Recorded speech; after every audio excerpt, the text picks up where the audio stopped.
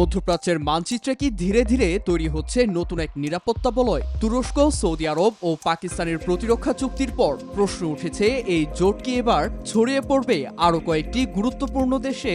উত্তর খুঁজছে পুরো অঞ্চল। আল জাজিরাকে দেয়া বিশেষ সাক্ষাৎকারে তুরস্কের প্রেসিডেন্ট রিসেপ তাইপ এরদোয়ান জানালেন, মক্কায় স্বাক্ষরিত এই প্রতিরক্ষা চুক্তি অন্য দেশের জন্য উন্মুক্ত, আর সম্ভাব্য সদস্য হিসেবে উঠে এসেছে একটি গুরুত্বপূর্ণ নাম, মিশর। কায়রো কি সত্যিই এই বলয়ে পা বাড়াবে? মিশর যোগ দিলে চিত্রটা আর শুধু ৩ দেশের মধ্যে সীমাবদ্ধ থাকবে না। একদিকে উপসাগর, অন্যদিকে লোহিত সাগর আর দক্ষিণ এশিয়ায় পাকিস্তান। ভৌগোলিকভাবে বিচ্ছিন্ন ৩ অঞ্চলই তখন যুক্ত হতে পারে একই নিরাপত্তা কাঠামোয়। ওদের স্বপ্ন পূরণে পাশে থাকতে পেরে আমরা গর্বিত। কিন্তু এই জোটের সবচেয়ে গুরুত্বপূর্ণ দিকটি রয়েছে এর প্রতিরক্ষা অঙ্গীকারে।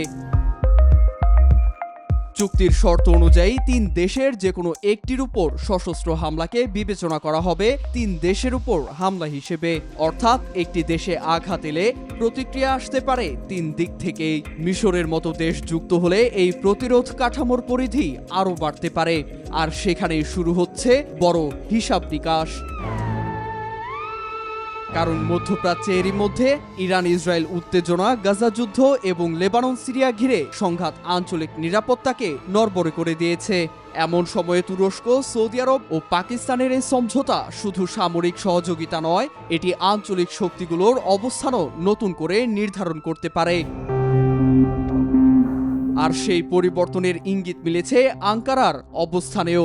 গাজা ইসরায়েলি আগ্রাসনের বিরুদ্ধে ফিলিস্তিনিদের সমর্থনে প্রয়োজনীয় ব্যবস্থা নেওয়ার অঙ্গীকার করেছেন এরদোয়ান।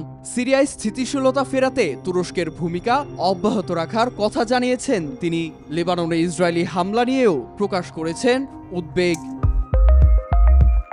তাহলে প্রশ্ন এখন শুধু মিশর এই জোটে যোগ দেবে কিনা তা নয়। প্রশ্ন হলো, কায়রো যোগ দিলে এই প্রতিরক্ষা বলয় কতটা শক্তিশালী হবে এবং এর বিপরীতে ইরান, ইসরায়েল ও যুক্তরাষ্ট্র কি কৌশল নেবে।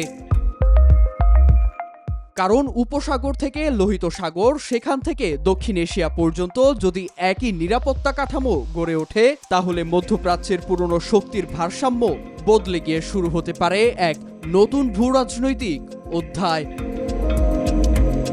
নীরব দাস, নিউজ 24।